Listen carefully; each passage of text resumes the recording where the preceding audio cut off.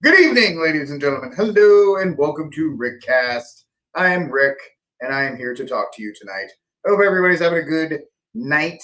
This 29th of April, 2025. Sorry, the show's late. My wife and I'm not even gonna lie, we're not having problems, but we are in the midst of a brutal run where it started when I was in Midland, when I was trying to do shows for Midland. My wife and I had scheduled, because I had to go to off site. I work at home except for a couple days a year. I have to go off site. And it just happened to be the week before Easter. Easters, as they would say in Nacho Libre. So hold on. Even my probably going to get us better sound. There we go. 1, 2, 3. Perfect. So I scheduled the offsite because I could have picked anywhere in the state, and the closest place was Midland. And if you know Texas geography, Midland's 5 hours away. And my wife's territory included Midland, so she's like, "Oh, let's go there. You and I can go." And so we did. And that wasn't a big deal. We set up April and the end of April, beginning of May in February, like you would do for most travel. And so we set that up. And then my father-in-law dropped on me, "Hey, I'm going to have surgery in Houston the day after Easter or the week after Easter." And my sister-in-law, who lives in Houston, said, "Why don't you come down for Easter?" It was a nice idea. Come down, spend some time. I have a niece. I have a nephew. They have a grandkid. The thing is, it just turned in from, usually it's 4 days. We go down, we help him with the surgery. He flies home. Turned into 7 days. Nobody's fault. It just because of Easter and all this stuff. So we're there for 7 days. We get back here, and then my wife's territory, she's back on the road. And then we're going to go because my niece is coming into town on Friday. So we're going to be back on the road on Thursday, Friday. It's just a brutal run. That's why we were late, because I was trying to help my wife get her stuff and get out the door. And yeah, so I apologize. I know things have been very wonky this month. I promise you that as soon as the month of May begins, we'll be back to a much more consistent, regular schedule. So thank you. Ooh, what am I missing here? Oh, I'm missing X. Why isn't X broadcasting? Oh, nobody's watching on X. Okay, that makes sense. I don't even care about X anymore. That's the thing. My social media manager, Magdalene, and I literally we ran the numbers, and it is useless. It is useless to promote or run anything on X. There's nothing there. The viewership is terrible. It's all bad. So that's why it doesn't seem like anybody's actually hanging out with us on that platform. Plus, I'm not really well liked on that platform anymore. Like, people don't like me over there, which is fine. Things come and go. It's all cyclical. But it's very interesting how that is. Anyway, I got a great show for you guys tonight. We're going to talk about Trump's first 100 days. Good morning, my bar rat Brian. Good morning, G Money. Good morning, Crotchety Elder. Well, of course, we're kidding, because it's not morning. It is actually nighttime. But I'm happy that you guys are here riding with me. I don't know why you guys give me your time. It blows me away that you do. And I'm thankful to every single one of you guys for doing so. I really am, because there's no reason you guys should be giving me the time of day that you do. And I greatly, greatly appreciate that. All right, enough kissing up to you all, because I need to. I mean, I'm not giving away pounds of gold, but I'll at least tell you I appreciate you guys more than you'll ever know. And that's all I can do, is tell you how much I appreciate you guys. Oh wow, 2 people on X watched this. Yay. Anyway, who cares? It's not about numbers. It's never going to be about numbers with this show. It's going to be about us hanging together, having a good time, and talking about things. So let's see. Let's get to it, because I've already wasted enough of y'all's time. I got 2 hot takes, 2 things to kind of touch base on. Let's see. Here it is. The first one is a little bit of movie news, which I think is interesting. How many of y'all remember the early 2000s Miami Vice reboot with Colin Farrell and Jamie Foxx? It was fine. It was directed by Michael Mann. Little bloated, little long, but overall not too bad. Not great for a lot of things, but I'm a big Michael Mann fan. But anyway, so because everything old is new again, a new Miami Vice movie is in the works. Joseph Kaczynski or Kaninski, who directed Top Gun Maverick, who directed what else? Tron Legacy. He's going to be directing the F1 movie that's coming out this summer. Yeah, right. GTA. That's well, I mean, GTA has a lot to credit that, but so this one's gonna get rebooted with the director from Top Gun Maverick and F1, and he's one of the most talented directors visually out there. So he's gonna reboot it. I'm actually good with the reboot because I think it actually deserves it could set itself well. They just have to land the two leads because Jamie Foxx was terrible as Tubbs. Let's just be real. He was just awful. Colin Farrell did the best he could. Apparently, this movie was supposed to have Tom Cruise and Jamie Foxx, but Tom Cruise bailed to go do something else. It was either like Last Samurai or something else like that. A much better film. So I heard, and this was just stuff on Twitter or stuff on X. Michael B. Jordan and Glenn Powell would be great leads for this film. I think that's a great call. I think those two would probably kill it. I'm a big Glenn Powell fan. I think Michael B. Jordan's very good. Anyway, I just thought that was we'll throw that out there to see who they actually do cast as the leads for Miami Vice, the reboot, because everything old is new again, and there nothing is sacred, and all the things that people talk about. Anyway, let's get to our second story of the day here on RickCast, which I am very thankful for y'all hanging out with me. Everybody on Getter, what's up, Getter? I love you guys on Getter. You guys are awesome. We do big numbers on Getter. The Getter people like me. I'll say it again. The Getter people like me. It's very good. I like them. They like me. We like each other. It's very good. It wasn't anything. The Dukes of Hazzard remake was okay. Wasn't great at all. Definitely didn't have the spirit of the original Dukes of Hazzard. It was way more Jackass with Johnny Knoxville. I think having Johnny Knoxville as a lead kind of killed that entire show, that entire film, simply because you have to bend the entire film to him. So he's not versatile enough. You have to make it essentially Jackass with the window dressing of the Dukes of Hazzard. So it is. So that's my problem. It's fine if it was a movie that wasn't called Dukes of Hazzard. It actually would have been very entertaining. It would have been very entertaining, but because it was Dukes of Hazzard, there was an expectation that they did not live up to. So it is what it is in that regard. All right, I got a second one. We're gonna have some fun with this one. This one was floating around today. I actually credit to Joe Enders who found this. So Trump was walking to the helicopter to go somewhere, and he was asked a very interesting question. As Pope? Yeah. So somebody asked him, who do you think would be great as you're going to ask Donald Trump, who has never been a religious guy, who he wants to be Pope? I'd like to be Pope. That would be my number one choice. That's right. Pope. I'm not even going to change my name. I know the rest of the pontiffs change their names, but I won't.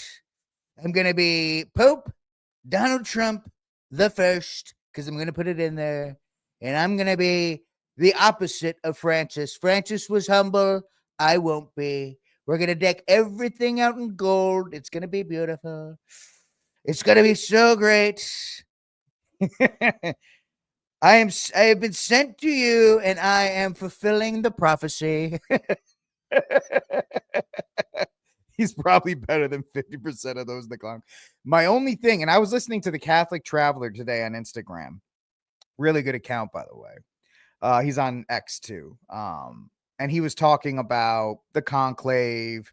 And Lou wins the night. She wins the night. That's it. The best comment of the night. Pope Orange Julius the First. Every single chapel, every cathedral is going to have a Jamba Juice. Make it so. But the Catholic Traveler was talking about different popes and things like that. And he said something very interesting.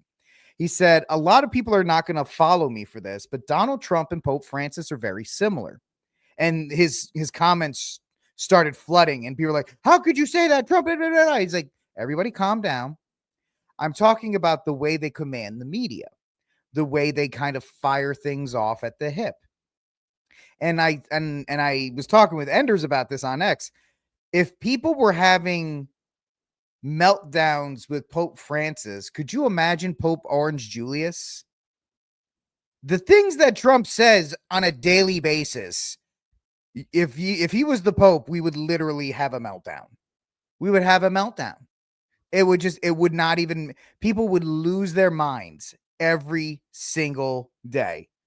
And of course, the left cats would lose their minds and all this other kinds of stuff. And we're actually moving the Vatican to Florida because I'm not going anywhere. It's not going to be the Vatican anymore. It's going to be Mar-a-Lago. I'm going to live there because he just won't leave. Pope Julius, Orange Julius, OJ, Pope OJ the First of Mar-a-Lago, But I thought that was hysterical because, of course, Trump. Who the hell is Trump going to say for, I really like Pope Pizzaballa, or Ergo. I like that. He doesn't know any of these people. He barely knew Francis. These people, and they ask him questions. Trump, who do you want as Pope? I don't know. Why are you asking me? He's going to move the 51st. He's going to absorb the 51st state. Actually, the Vatican's no longer going to be a country. It's going to be the Vatican. We're going to build the altar rails. We're going to build them, and the moderates and the left, they're going to pay for it. Every day, day one. And I'm going to get the illegal Eucharistic ministers. I'm going to go after them. Day one. I'm going to get Tom Homan, and he's going to go after every single one of the Eucharistic ministers. We're going to get them. We're going to get them good, and we're going to make sure the place for the Old Testament people. He would say that, 1 John 5, isn't that right? Whatever, who cares? What do I get to do? What is it called? Pope Magisterium? Yep, now I've declared it. It's fine, whatever. Black people are good, or whatever you would just say. You would just be great. Oh, man, that would just be so good. It would be so good. But just imagine people lose their stuff because Francis kind of went off the cuff on a lot of things. Trump would just be awful. He would be awful as Pope because he's not a Catholic, A. And B, he just has no filter, which we love him for on a lot of things.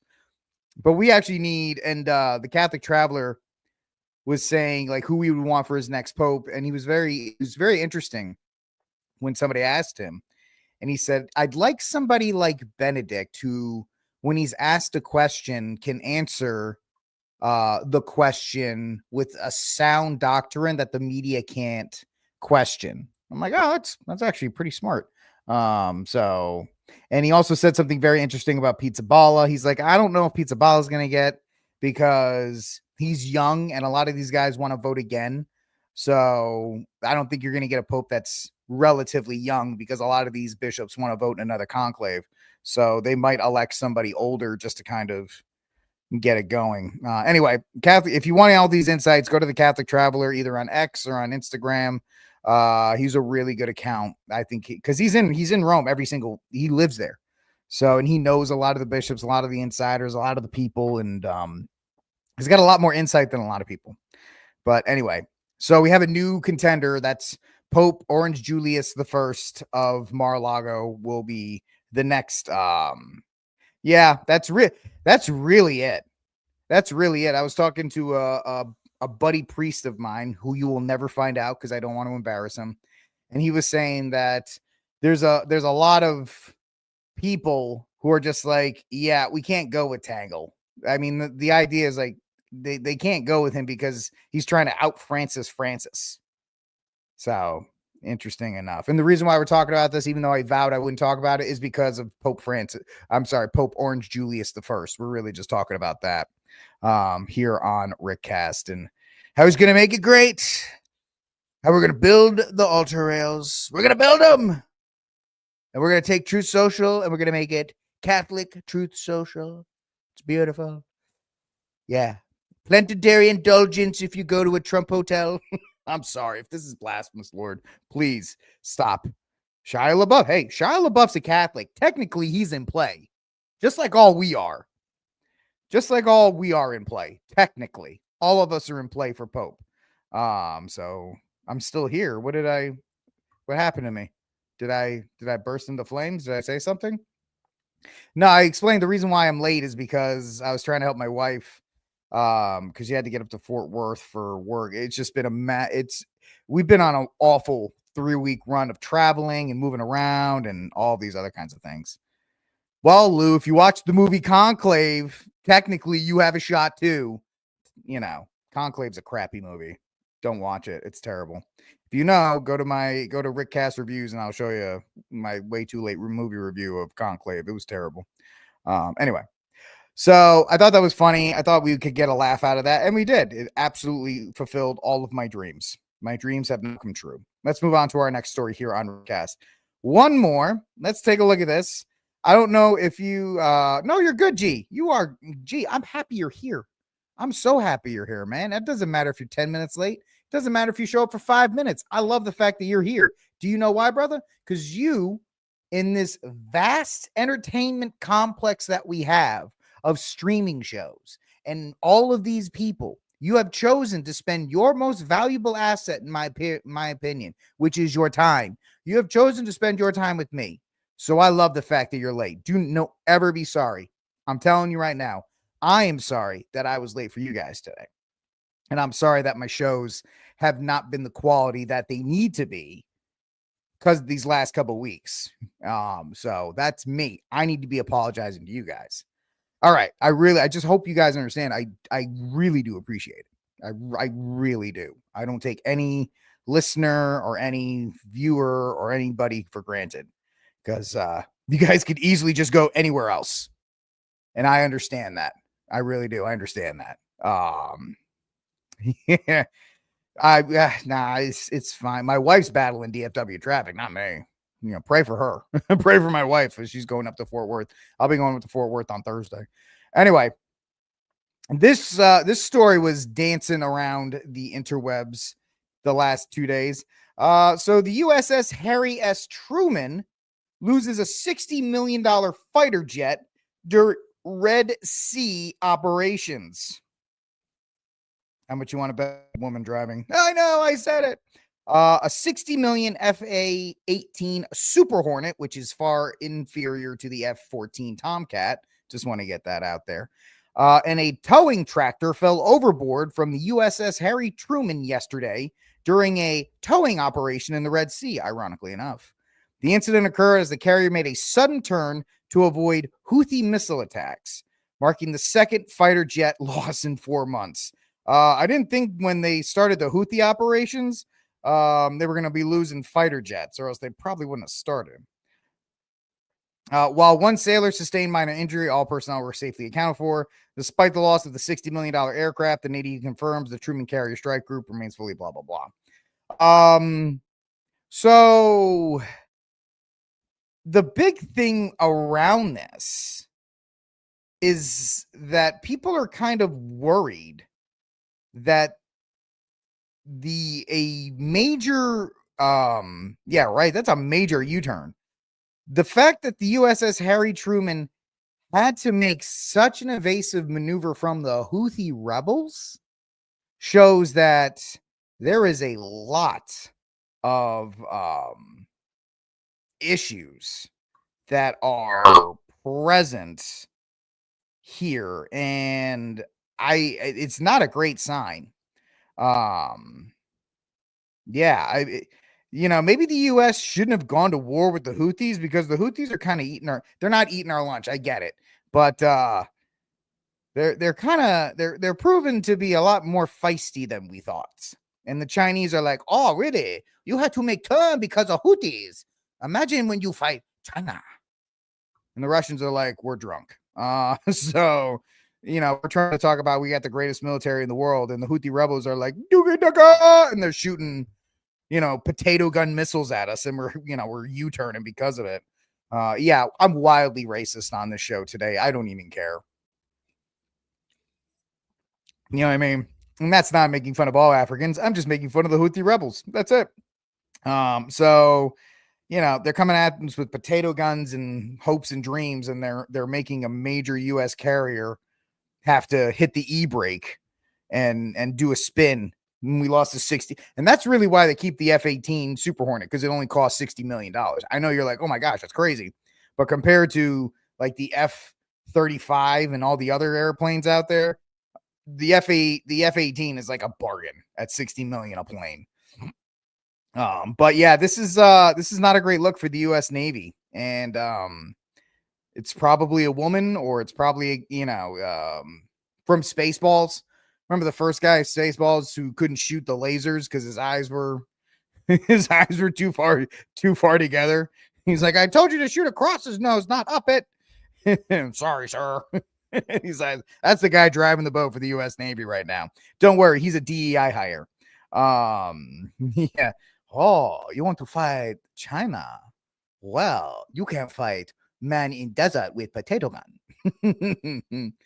Yeah. Well, he's not wrong. he's not really wrong at this point. But that's also, there's a lot to be said that our fleets and our military personnel, because we've been on the global war on terror for almost 30 years, and our carriers and our personnel, they're always at sea. There's not a great amount of maintenance that are done to them. I mean, they do enough to keep them floating, but they've been moving for almost 30 years, constantly around, and it takes its toll on the fleet and all these other kinds of things as well. And of course, numbers were down recruiting wise and so forth. So yeah, not a great look. Luckily, nobody was hurt, I guess. So that was interesting. I thought there was a video of it floating around, but apparently not. Where it's just like, and it just falls off, which would be hysterical if there was a video, but you know for sure they ain't showing that. You know for sure they are not showing that video. The one guy who's like, sorry, I forgot to right, because it's gonna be one of those. I'm sorry, I forgot to put the tow hook in the deck. Sorry about that. I was too busy getting ready for drag queen reading time. I mean, come on. Our fighting force, the men and women who sign on the dotted line have been pushed to the back for drag queens and all these other kinds of things. Of course, bad stuff's going to happen when you want to go into the fray. You want to go into the fray and they're like, "Ooh, I'm sorry, it's time to fight." And it's like, no, that's not the people you want like on front lines. I know. I told you. I am no holds bar on this show anymore. I just don't care. If they kick me off of YouTube, I'll just stay on Getter and Rumble. Like, I have no problem with it. I would just have to have you guys move over. Anyway, this is RickCast. I am wildly offensive tonight. I should have put that on my board. Maybe I should have called the show Wildly Offensive. What's wrong? I had to put my little dog up here. Liberty's making a guest appearance tonight. You can't see her. She's on her couch. But just be warned of that, because my dog, my 8-pound, pretty much a cat, breathes the heaviest sighs of, she acts like she's just been plowing the fields all day, the way she like snores and yeah, you do.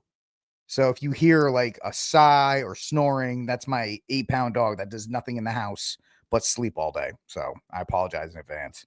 All right, let's get to our first story of the night. I don't even know what's Slightly Offensive show. I don't even know what that.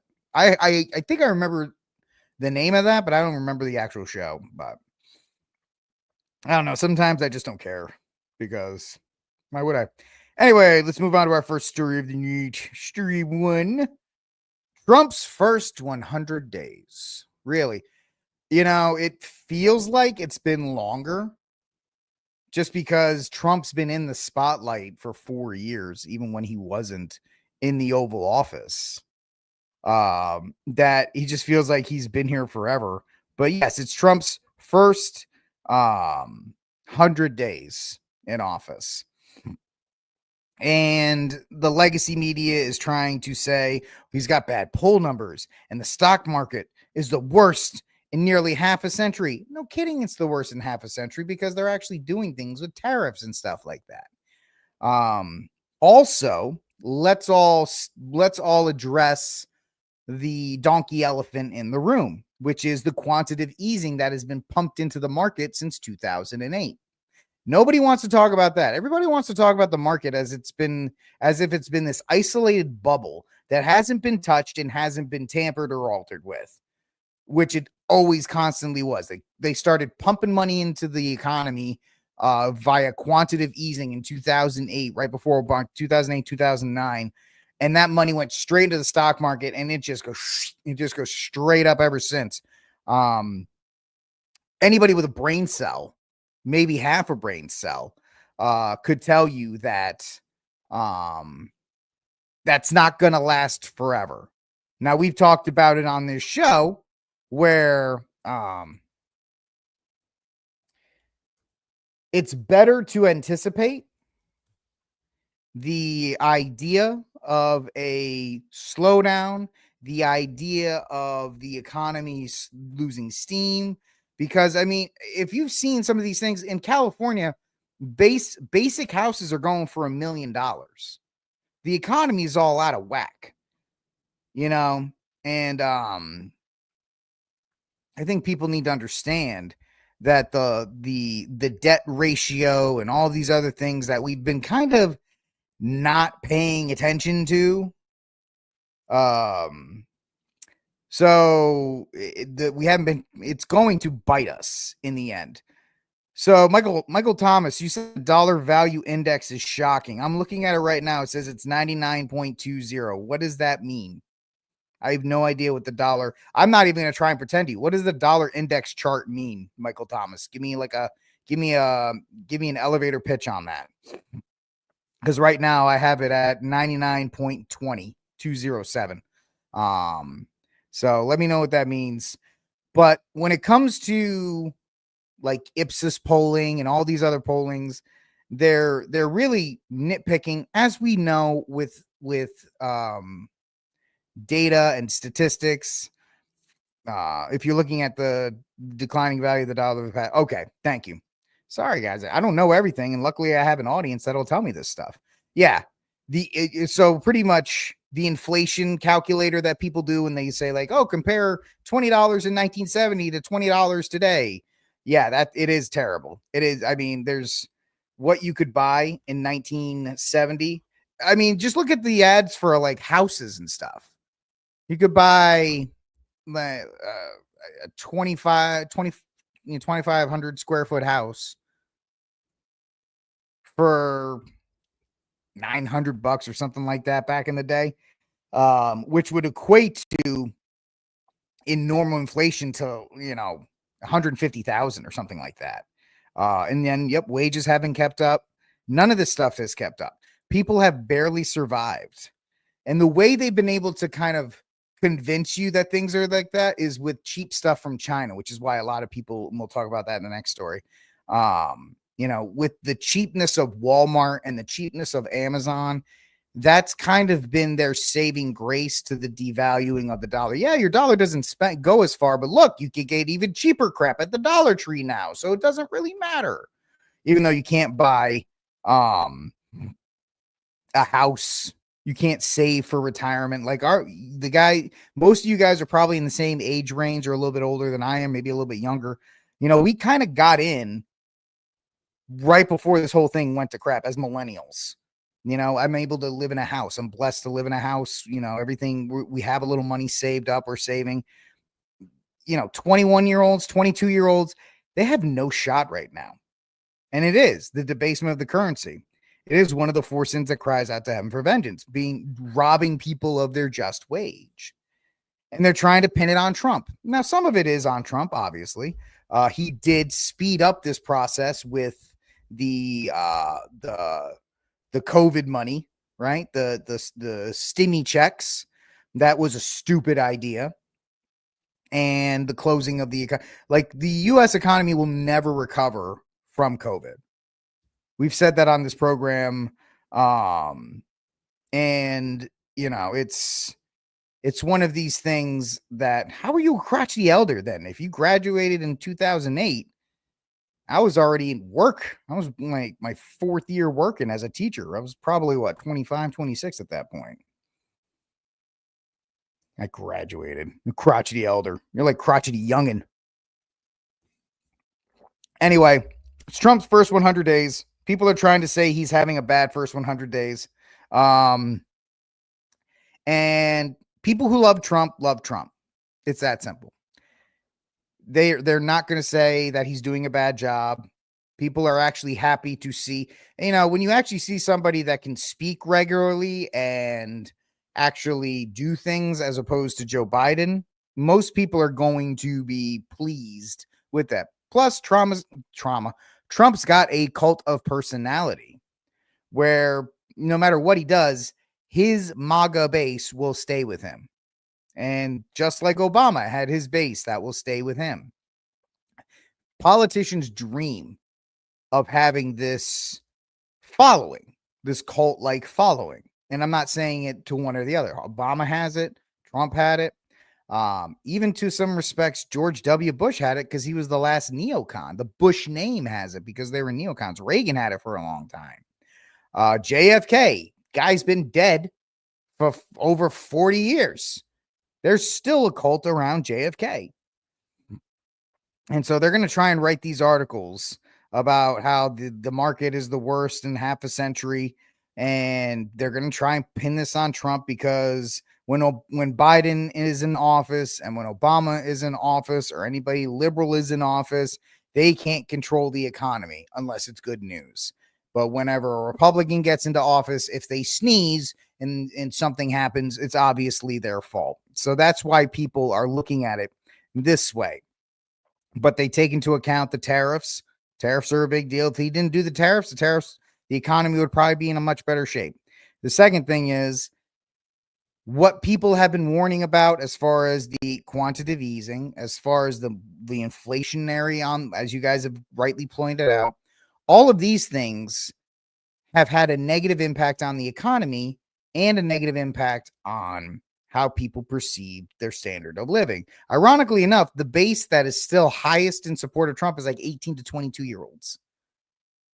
They're still one of the highest supporting bases of Donald Trump right now because they're hoping that he can turn this thing around. A little bit older and things like that. Of course, the boomer generation is completely checked out. They're just at the casino at this point, pumping, quarters into machines, wasting their time again. Yeah, it's a total restructuring that has the correction, right?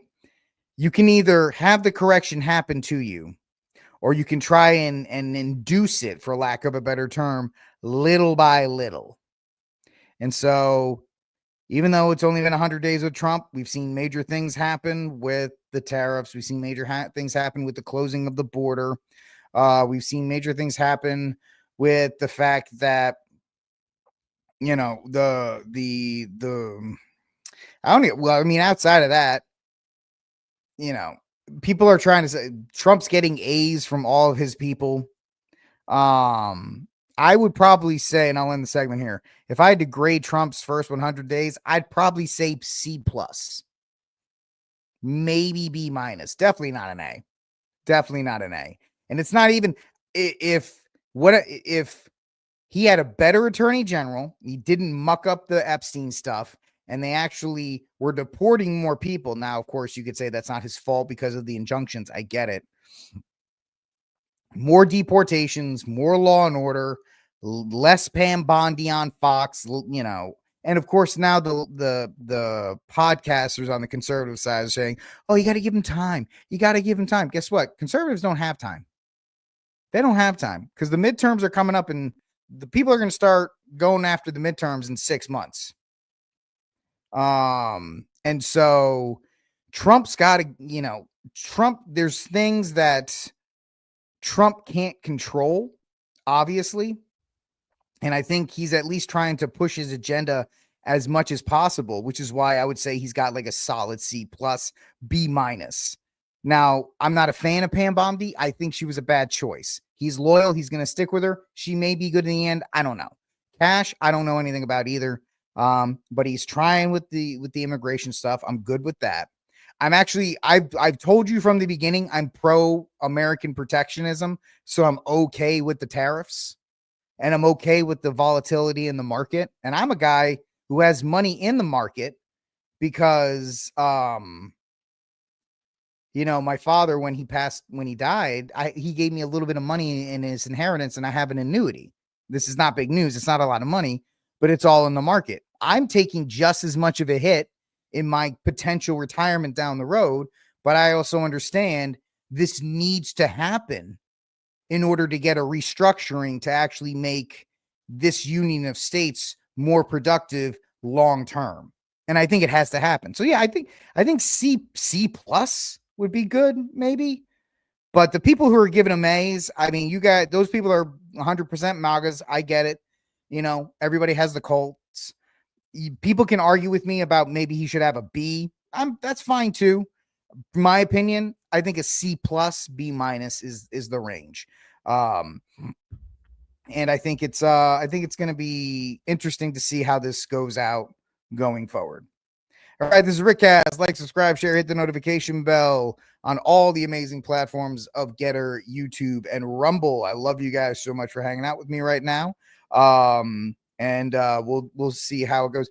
I think every administration, unless you got goggles on, and everybody has group people that have goggles, you got to be fair. Now, Trump is absolutely being hamstrung by judges who just woke up, right? Who were the meme as Biden was doing all these things. They were sleeping, but then Trump's like, maybe we should deport some people. And they're going, oh my gosh, this is crazy. We can't do it. It's absolutely, you can only do so much from that regard. You've never had judges step in and act as if they actually have power over the executive. They don't have power over the executive. They have power to litigate and, call balls and strikes on the constitutionality of laws, not what they've been pulled into. So that was something he couldn't have, and I don't think anybody could have conceived in that regard. All right, let's move on to our second story of the day. This one's actually pretty funny. Because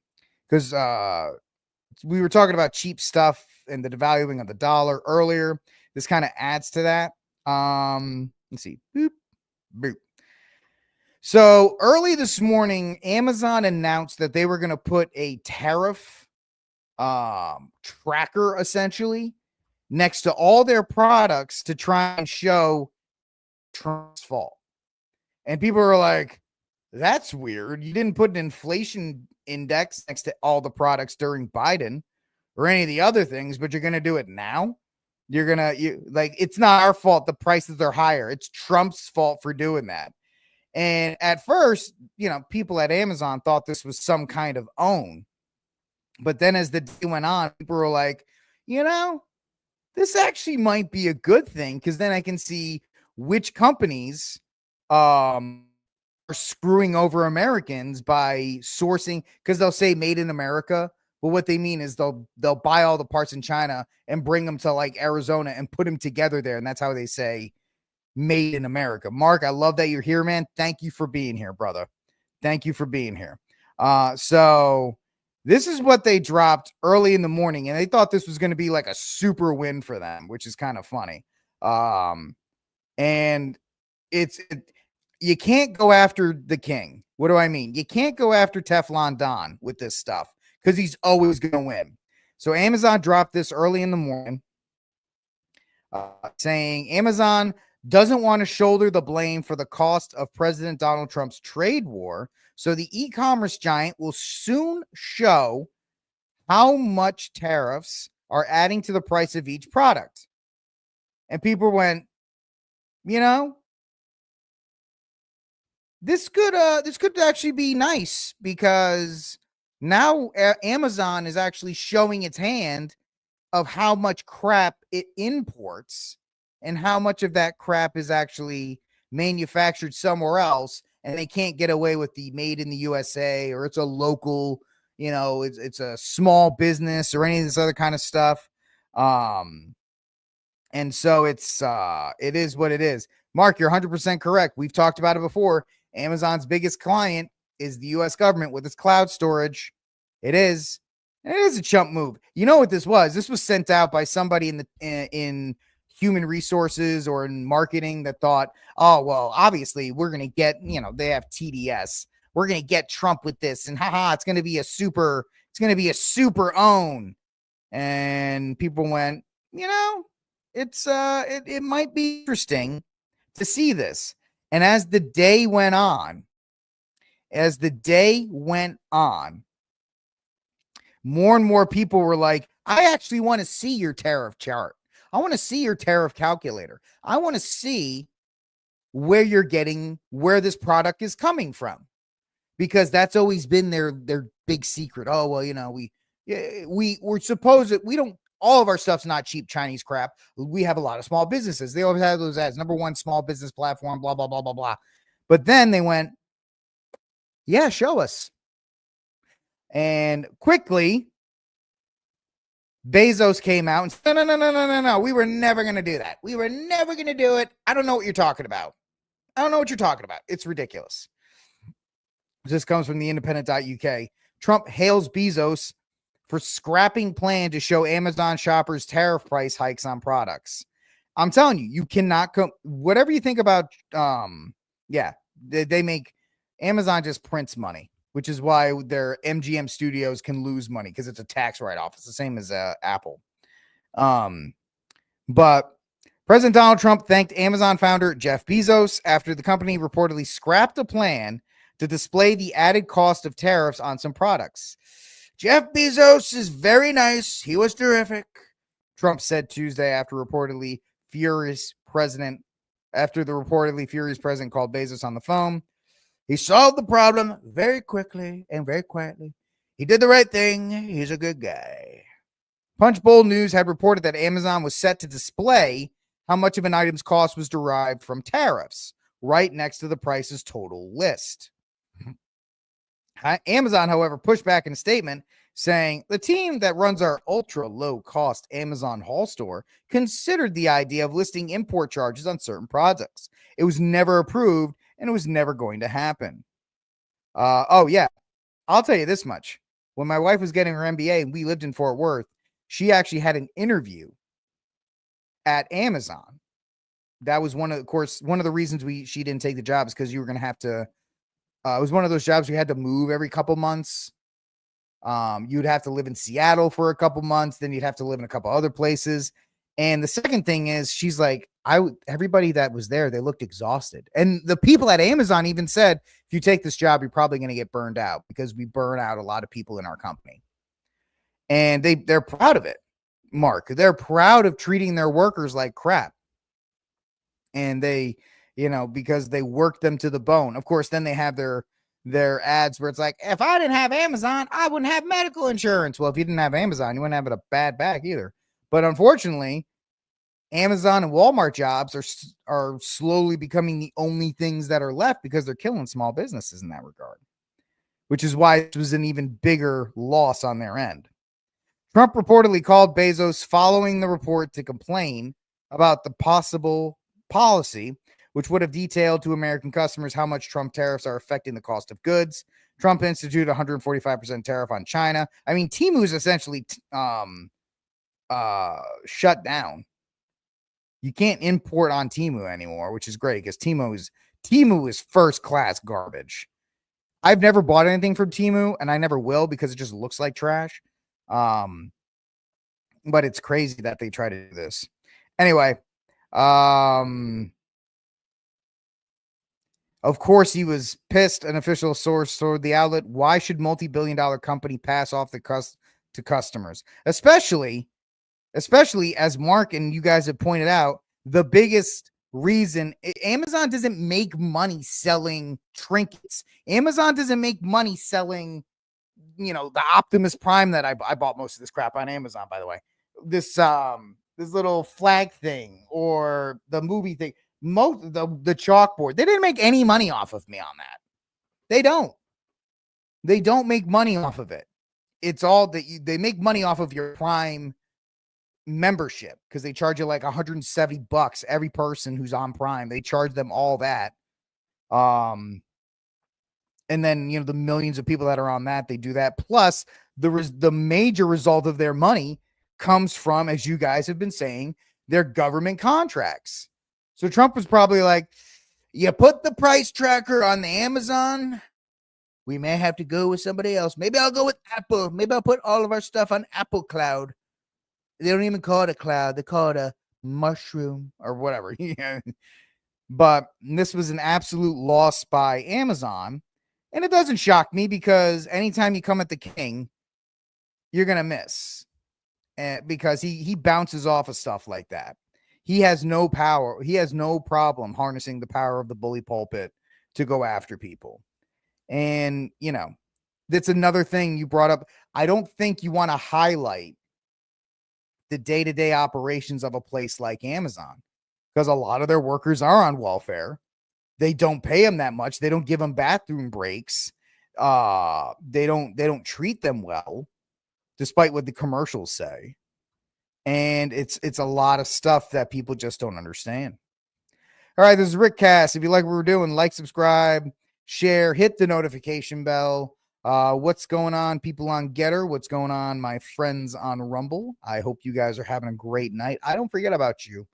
Got a warm place in my heart for my Getter folks. You guys are fantastic. We talked about truck drivers yesterday. G Money, with the executive order and how that seems like a pretty smart idea, but it's a long time coming. Lucas, you're just in time. Next story up. Canada rejects 51st state proposal as Carney rises to power. Now, Canada is an example of a place that doesn't deserve to govern itself. What do I mean? Half the people voted because of Trump. Trump isn't your president. Trump isn't even in your country.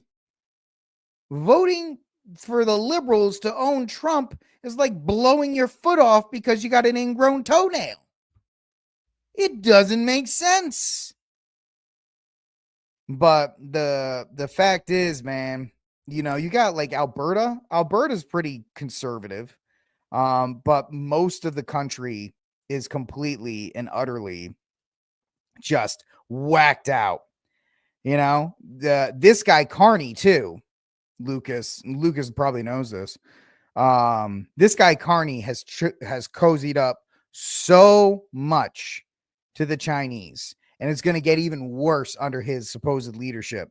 And the complete and utter destruction of any Canadian identity is going to happen within 10 years now, because they're just going to import everybody. And so, yeah, Pierre, he lost the race because they blamed Trump and they couldn't handle it. And let's also be real. Maybe if Lucas is up in Canada, he can let us know.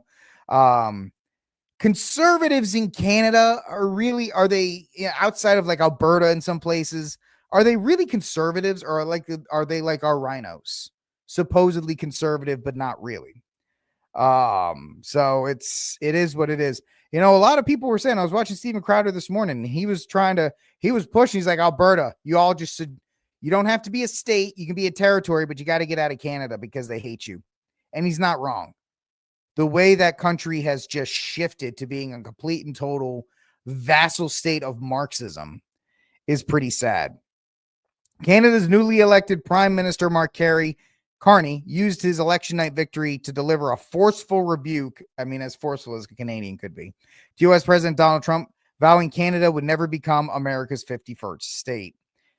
Listen, we don't want We don't want Canada as the 50. I know Trump said it, and he was like, "It's real. I love it." But I mean, I'll take Alberta because it's conservative, but I don't want the rest of it. Like, I don't want Ottawa. I don't want all these people. It was rigged. Pierre must recount. Yeah, how is the system like that? Do you guys even do recounts up there? I know you have a different system. You have like a parliamentary system, which means you have to kind of cobble together votes. So it was like Labor, then Conservative, and then like a couple others. It's an interesting. I mean, the United States is one of the few that doesn't do a parliamentary system. And I find parliamentary systems to be just wacky because I'm stupid and I don't know anything better. I don't doubt it was rigged, Lucas, because the forces that be up in Canada want it to continue to be that way. So anyway, Carney says President Trump is trying to break us so America can own us. Ironically enough, the election of Carney is probably going to speed that up faster than anything Trump could do. That will never happen, Carney declared following a narrow liberal win over Pierre Poilievre's conservatives.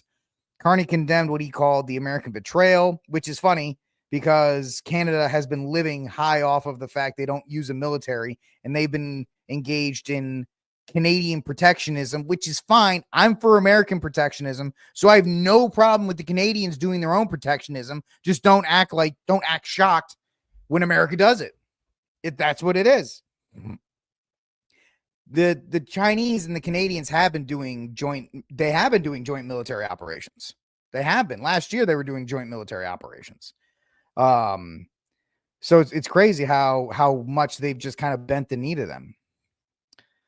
So he pledged a pivot towards global partnerships, i.e. China, energy independence. I don't know how. You can't build solar panels in Canada. And a robust industrial strategy. It's time to build, baby, build. What are you guys going to build in Canada? What do you got? You have a housing crisis. You have terrible demographics. What are you going to build? It's all just nonsense. We're going to build. What are you going to build? Syrup? Sorry, Lucas, if I'm offending your country. I'm not offending you. There's a lot of great Canadians out there. Kennedy Hall's one of them. It's kind of like any U.S. state, even California. People are like, oh, California is so liberal. It's really not. It's L.A., San Francisco, San Diego, and Sacramento. Now, there's an absurd amount of people there, but if you looked at the rest of the state of California, it's beet red. The northern part of California has been trying to separate for like 30 years. That's my time tonight, 30 years. Everything's 30 years. The same thing with Colorado, the beautiful state of Colorado. Boulder and Denver run it. But the rest of Colorado is full of good people. And that's the problem with Canada. There's good people in Canada, but they're getting drowned out by these little Marxist jerks who just want to exploit the country for whatever it is to make it for them. And it's disgusting, because what's the point of having a parliamentary system or any kind of election system if you're going to drown out half your population? Because that's all it is in any part of the world now, whether it's our version of a Republican form of government, a Democratic Republican for those who want to say it, or parliamentary. It's just it's the tyranny of the majority. Doesn't matter if you win 100 to 99 or like 101 to 98. That 101 gets total exercise of power to do whatever they want over the 98. Even though they're like, well, we won. You won by 3 votes. It's not like you won by a huge majority, but yet they have total power. Now, Michael, I would be fine with the idea of a city-state system, almost like an electoral college within states, where, let's say Texas had, the electoral votes in Texas got split up. Like the city only got 2 votes. And every county, because there's 134 counties. I don't know how it would work. I'm stupid, but go with me. The cities get 1 electoral vote, and just to break them off. I would like to see it broken down even more. So you could probably get California to be a little bit different, or any of these other things. Cities have way too much influence in current demographics and current democratic politics. Maybe there's a smarter man than I am or woman that could figure this out. But there's got to be a way to break off or to limit the amount of power cities have. Another example, Rhode Island. Rhode Island's got 1 million people in it. 600,000 of them live in Providence. Now, remember, the state's 25 miles wide by 30 miles long. So they cram a lot of people into that tiny state. And around the city, I mean, well, to be fair, Rhode Island is pretty liberal, except for like the western part. Most of it's pretty libtard and stupid. But yeah, city rule is the downfall, and nobody can figure it out. Nobody can figure out how to separate cities from the adjoining region and not let it command all the power. I mean, that was a problem all the way back to the founders. The port city, the port towns, the major cities versus the rural areas. That's why they came up with the House of Representatives, and then the state elects, your state delegation elects the Senate. Of course, we got rid of that with the 17th Amendment. And then there was the 19th Amendment, you know what I mean? But it's crazy how this works, and it's sad to see a country that used to have such an identity, such a great reputation to it, rugged, outdoor, energy, all of this cool stuff when you used to think of Canada. And now it's just like California on steroids, and the way that they're trying to push it even further to it's already on the left. They're trying to push it off the damn cliff. And it's sad to see that happen. I'm sorry for all the good people, because there are good people in Canada. There are good people in Canada. I'm sorry to see that go that way for you last night. And maybe it is a thing where it hastens their downfall. I never cheer for those kinds of things, but maybe it does hasten a separation between the two, simply because people don't want to deal with it. How long will the people of like Alberta deal with it? It's an interesting question. Yeah, the problem is the people in power love the third world because it's cheap labor and it's a docile population. I'm sorry, my dog's giving me nods, and my dog's staring at me. So it is what it is. You import these cultures of people that don't agree with your way of life, and you mass import them, and you don't expect them to integrate. You just expect them to work. And they drive down wages, and they destroy housing markets, and they disrupt your culture. And it's pretty sad to see. And I don't think anybody I didn't have high hopes that the Conservatives were going to win. And the Conservatives up in Canada blaming Trump, that just means you're a bunch of losers. Trump is not your president. Trump is not even Canadian. Oh, he said 51st state. Well, you guys got to be better than that to be able to overcome the president of a foreign country making fun of you. It's really that simple. It's really that simple. And that's my dog. She has to let me know that she's a tiny bit uncomfortable. Anyway, it's RickCast. Yeah, they showed Trump. Woo, look at that. You guys got him. You bunch of dummies. So foolish. So foolish. And there's a video out there. Let me see if I can find it real quick. Of this one liberal lady who's like, I voted for the liberals because Trump. And people are going, what the hell are you talking about? Canada, Trump. Let me see if I can find it. I do like having my my arm back, because I can actually move it around and stuff. And I get my full desk back. Let me see if that's here. I mean, the guys from South Park are going to have an absolute field day with this.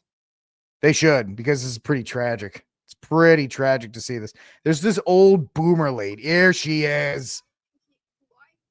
Yeah, this lady, and of course, I've never, I can't believe, and maybe I should, the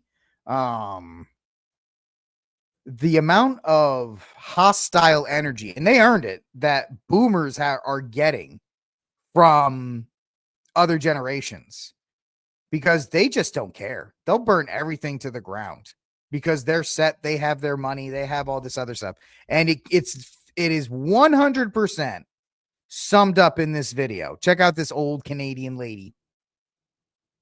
Who I voted for would be the best to take care of Trump, because Trump is, I'm sorry to say, an ass, and he shouldn't even be president of the United States.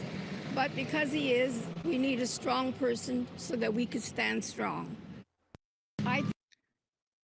Lady, do you even do you know? I know Canadians don't command English the best. What did you just say? Because of Trump, I voted for the same crappy, stupid policies that have ruined my country for the last number of years, because Trump bad. She probably doesn't have any grandkids. Nah. I mean, things are so bad in Canada, they unalive themselves, even if they're young. They've speed. People make fun of Texas for executions, but in Canada, they will literally unalive you if you broke your foot. That place is, people in Alberta need to get out of here, man. Mark, I'm sorry I go after boomers. You are obviously one of the good ones. But there's a lot of them that they just don't understand the world today. You're 100% right, man. You're right. They still think like it's the Reagan era. So that's right, Lou. You better keep my country's name out your mouth, girl. You know it's gonna get serious when Lou takes off her earrings. You know, I'm gonna get you. You lady from Canada, you better watch out. My girl Lou's from Memphis. If you know Memphis, you know you don't want to mess with that. You don't want to mess with them Tennessee girls, especially them.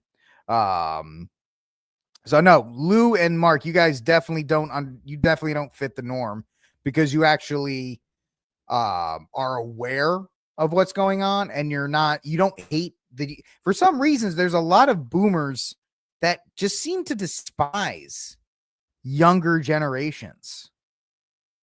They just kind of despise it, and it's kind of sad to see. My mom's a boomer and she still acts like it's 1965. Yeah, you know, so yeah, it's kind of crazy. E-Money, you and I are first round millennials. I'm 81. So, yeah, I don't know why the only reason I'm doing a show is because I can. If nobody would pay me to do this. So it is what it is, man. That's why I love having you guys with me. All right, let's get to one more story of the day, and then I'll release you from your obligation of hanging out with me. Get out of here, old lady. Get out of here, Canadian. Oh, nice. January 80. Nice. Well done. All right. Crotchety, before we get to that, it's interesting. I have family that are in the boomer range, and they still listen to everything on TV, and they still think that the government is benevolent, when the evidence is contrary to all of that. I know, man. We just couldn't listen to Gen Xers. We couldn't, man. We love you guys, but you were too busy like giving us noogies and giving us wedgies and stuff. We just couldn't listen to you. we couldn't listen to the fact that you guys were just beating us up. You're doing it for our own good, but we just couldn't pay attention, man. So that's, millennials will definitely take the loss on that. I have no problem saying that. Good night, G. Thank you for hanging out with me, buddy. Thank you so much. I appreciate your time. All right. Last story of the night. I don't want to keep you guys too long. You guys do have lives, and I appreciate you taking some time to hang out with me. The reviews for the latest Marvel film, Thunderbolts, *, are out, and they're not very good. So apparently this film, Thunderbolts, is the latest adventure from Marvel Studios, and it stars Florence Pugh and a bunch of other people that you don't care about. And really, I'm not going to read this whole thing because I don't want to do a review of Thunderbolts. It's bad. I know Alan from Film Thread. It's like, this movie's just bad. It's about mental health. The way they defeat the supervillain is they hug him.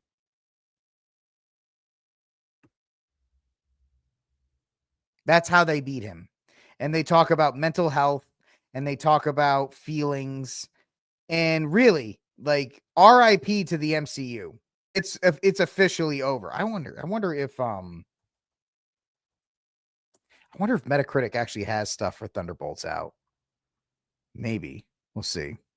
Come on. Where are you? Thunderbolts. 69, huh? That's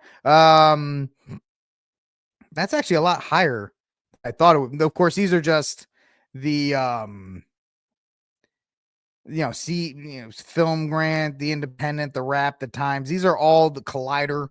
These are all the people that Disney pays. These are all what you would call shills. That's why 70s, 75s, 78s.